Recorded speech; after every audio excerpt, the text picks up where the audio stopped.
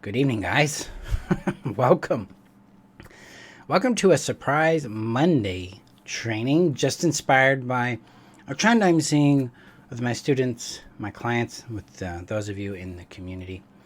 I wanted to tackle this right up front because it's a hot one lately for a lot of you, and I want to make sure you understand what's going on when there's a relapse in your reality. So that's what we're going to be talking about today. Before we get to that, if you're new to me, I'm Marshall Burtcher, and I help codependents rediscover their well-being and happiness after narcissistic abuse. Help them accomplish that through three basic phases. The first one is restoring safety, sanity, and self.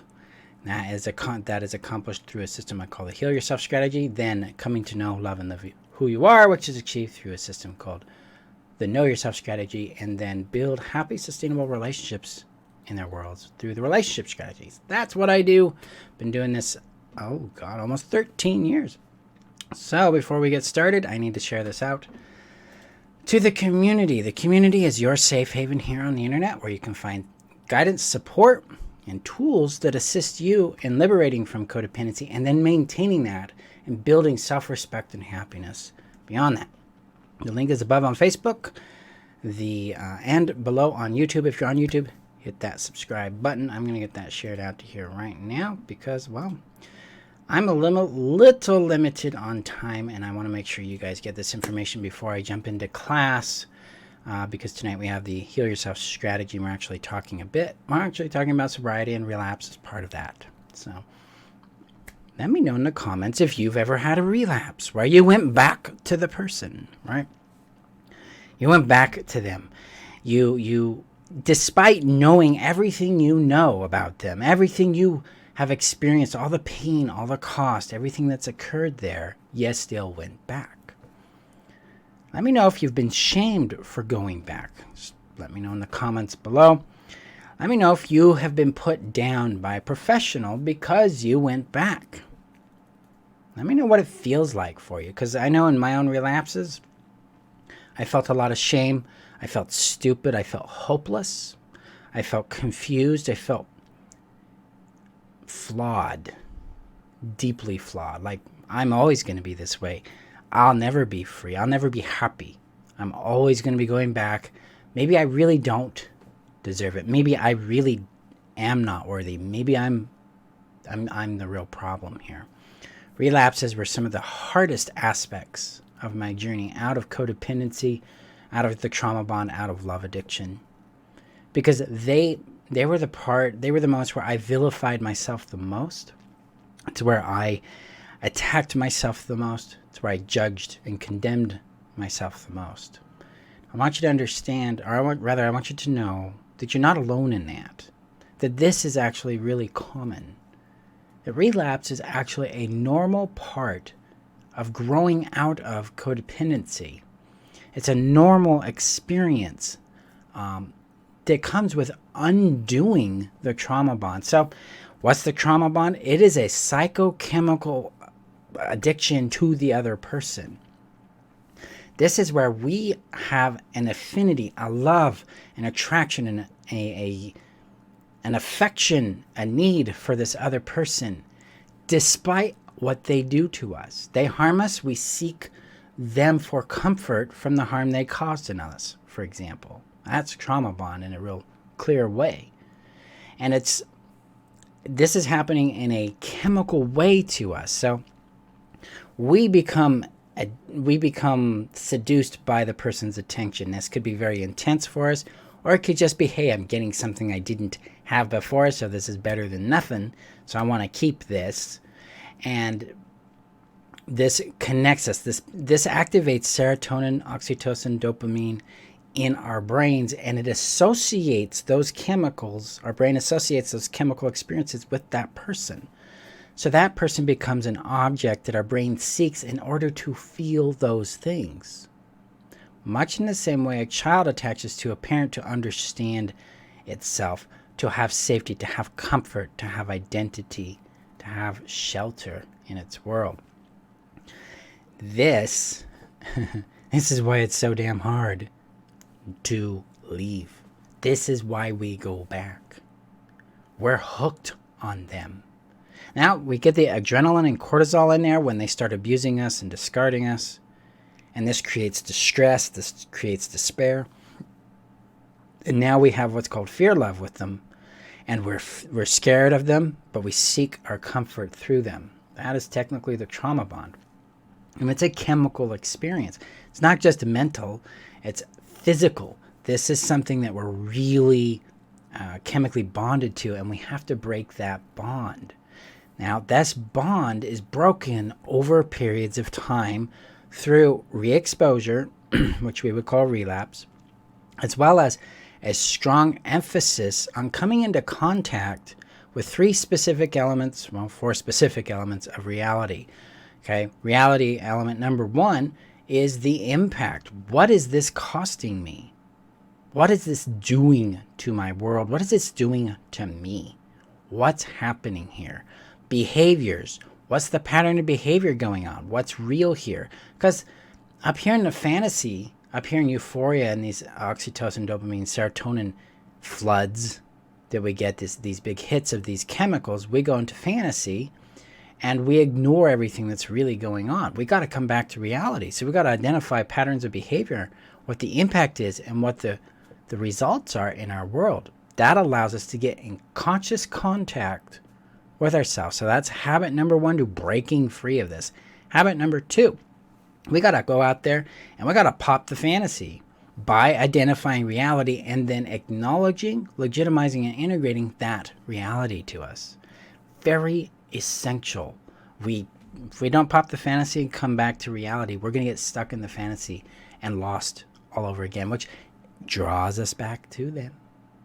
It gets us thinking about them. It gets us obsessing about them, ruminating about them, craving them, seeking them, chasing after them. This is why we keep going back. This is how we start relapsing. We're actually setting ourselves up for it. Step number three, or habit number three, we've got to come to accept what is. It's called radical acceptance. It's this principle that says, this is really happening. This is how it really feels. This is what I'm living with. This is the consequence it brings into my world. Do I want to live with that?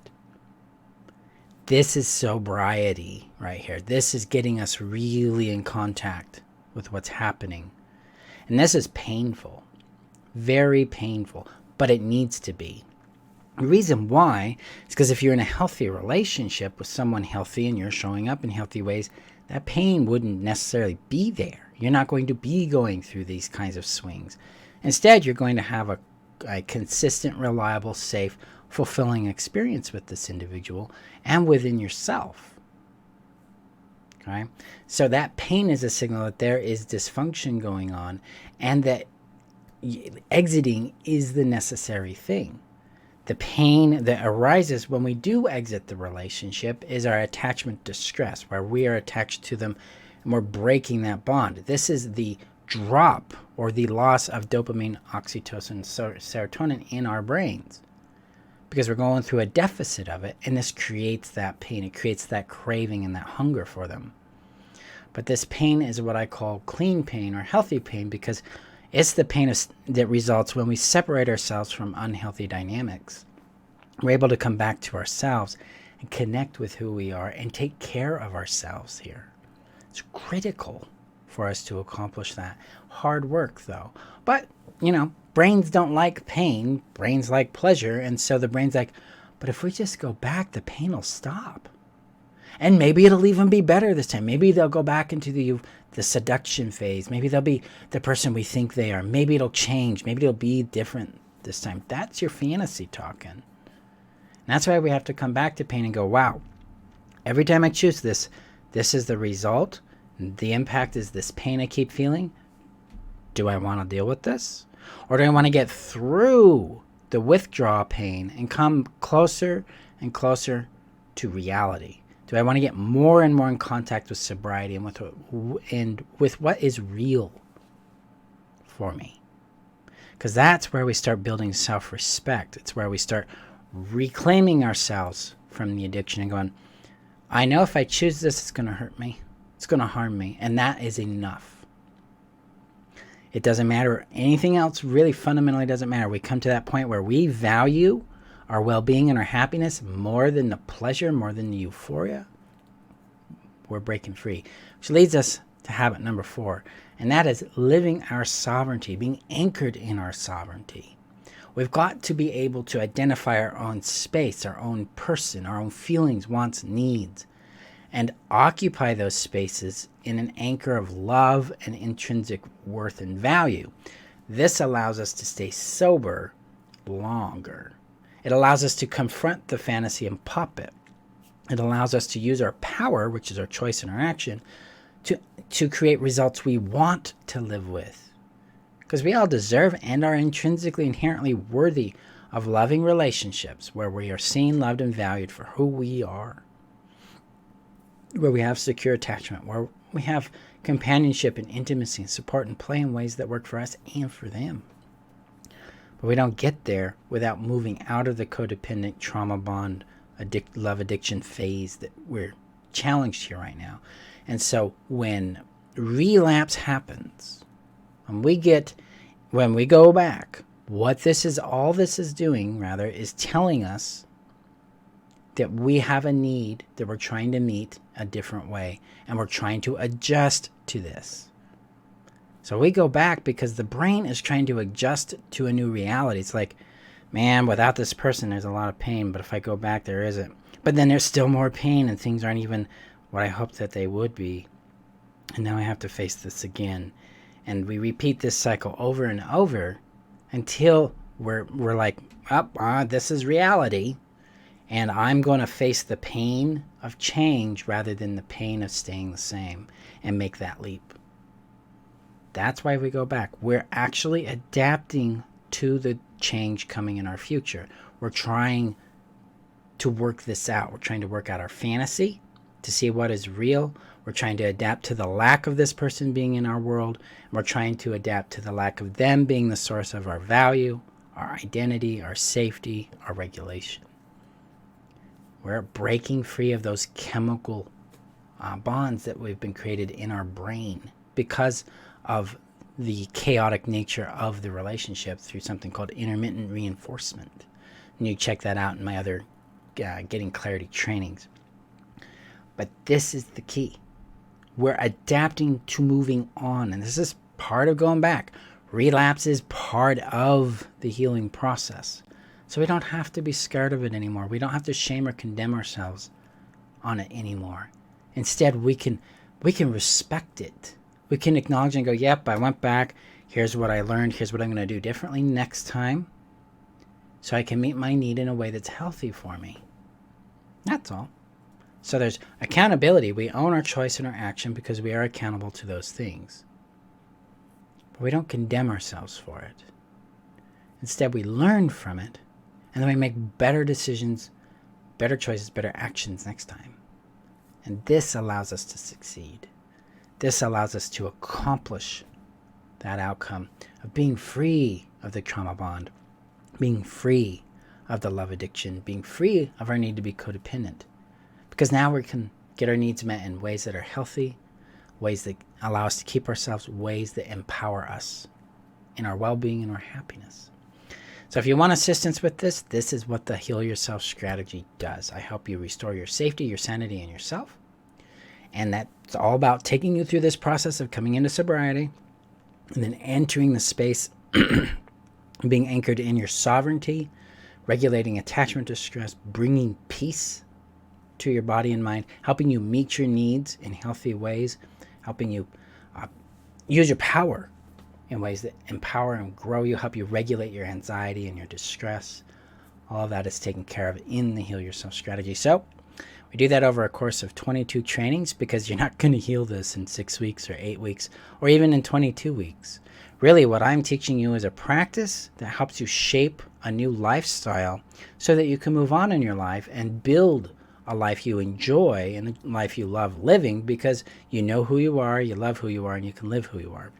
And it allows you to build relationships that you can keep and that you enjoy. And the Heal Yourself strategy preps you for that work and for that living. So I give you practices that help you keep your sanity, your safety, and yourself perpetually in your life. That sets you free from codependencies. There you go. The link is above on Facebook, below on YouTube. Thank you guys for being here. Pam, you made a comment, so I want to note on that. When I break no contact now, some friends shame me, yes, and I feel weak and stupid. My counselor is compassionate, though. It's sort of a relapse. Progress trying to recover. Yeah. Well, if we're breaking no contact and we're going back to someone who does not show up in our world in a healthy way, that doesn't meet our needs, and we're also abandoning our own boundaries, our own well-being, then yeah, we're in a relapse state right there. And now it's time to understand what you needed from that person and understanding what that is, and then beginning to meet it in healthy ways so that you can then no longer need them as much, which is going to build more resiliency to the love addiction, to the craving of them, and also help you further move yourself down the path of self-respect, self-love, and your own well-being and happiness. So that's how we do it. And it just takes time, because it's not about weakness. It's not about stupidity, because it's not about intelligence. This is about needs. It's about 10 core needs that we have as human beings, and it's how we're getting those needs met. And all we have to do is change how we get the need met, not what the need is, because the need is good. Needs are worthwhile and good intrinsically. We just need to change how we're getting them met and with whom we're getting them met through. So that's what we do. That's how we do it. And we do that in the Heal Yourself strategy. I give you the foundation for making that happen so that you can go out and create healthy relationships, or at least build support networks in your world that are based on healthy principles that are called the 8 relationship bare minimums. There you guys go. That's my bit for today. So go out there. Remember that relapse is normal. It's essential to your growth anyway, because this is how we adapt to big new changes in our world. There's nothing to be ashamed about. It's normal. I've done it. I did it 15 times. It's all good. We get through it. So there you go. If you want assistance with that, you want guidance with it, join the Heal Yourself strategy. Be glad to assist you in that and give you support in moving through that yourself. You're welcome, Barb. Have a good evening, guys, and I will see you, well, actually tomorrow for our normal trainings. Have a good day.